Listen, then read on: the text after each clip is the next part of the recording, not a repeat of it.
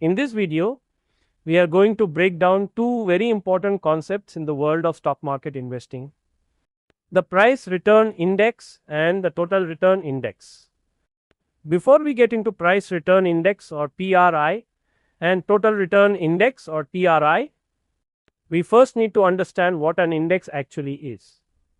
An index is simply a collection of companies that are grouped together based on a specific rule or condition, and the most commonly used condition is market capitalization. For example, Sensex is made up of the top 30 companies listed on the BSE, while Nifty 50 is made up of the top 50 companies listed on the NSE. These indexes include well-known companies like Reliance, TCS, Infosys, and HDFC Bank. Now, here is the key point.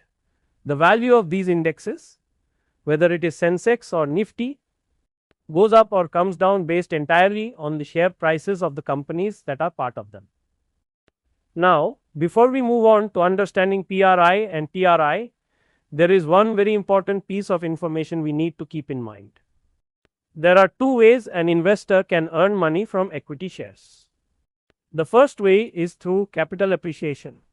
This simply means that when the price of a share goes up over time, the investor can sell that share at a higher price and make a profit. For example, if you bought a share at 100 rupees and later sold it at 150 rupees, you have made a profit of 50 rupees. The second way is through dividend income. This is when a company decides to share a part of its profits with its shareholders. This payment is called a dividend, and the best part is that the investor receives this money while still holding the shares. For example, if a company gives 5 rupees as dividend per share, every shareholder gets that amount directly.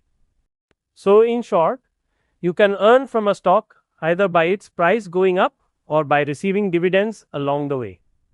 Building on that understanding, let us now look at what the price return index or PRI actually means. The PRI is very straightforward. It tracks only the movement of share prices, nothing else. If the share prices of the companies inside Sensex or Nifty go up, the index value goes up.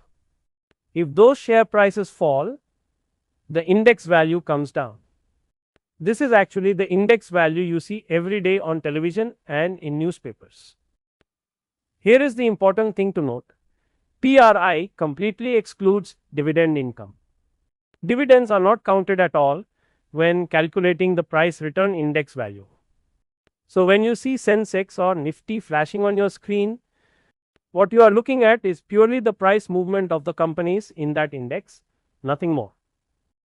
Now that we understand PRI, let us move on to the total return index or TRI. The TRI gives us a much more complete picture of how an index is actually performing.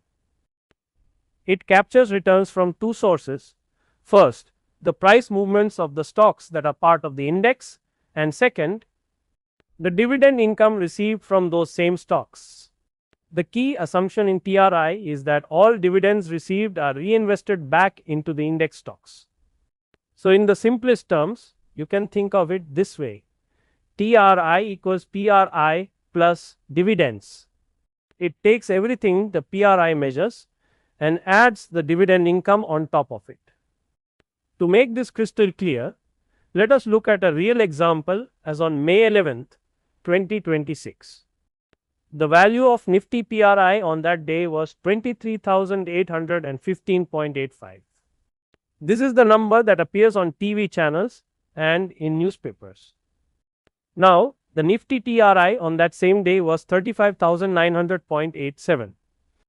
That is a significantly higher number, and the gap between these two values, that is the difference between the PRI and the TRI, represents the total amount of dividends that have been paid out and reinvested over time by the Nifty stocks. This gap clearly shows us just how much dividend income contributes to the overall returns of an investor and why TRI is considered a truer measure of actual investment performance.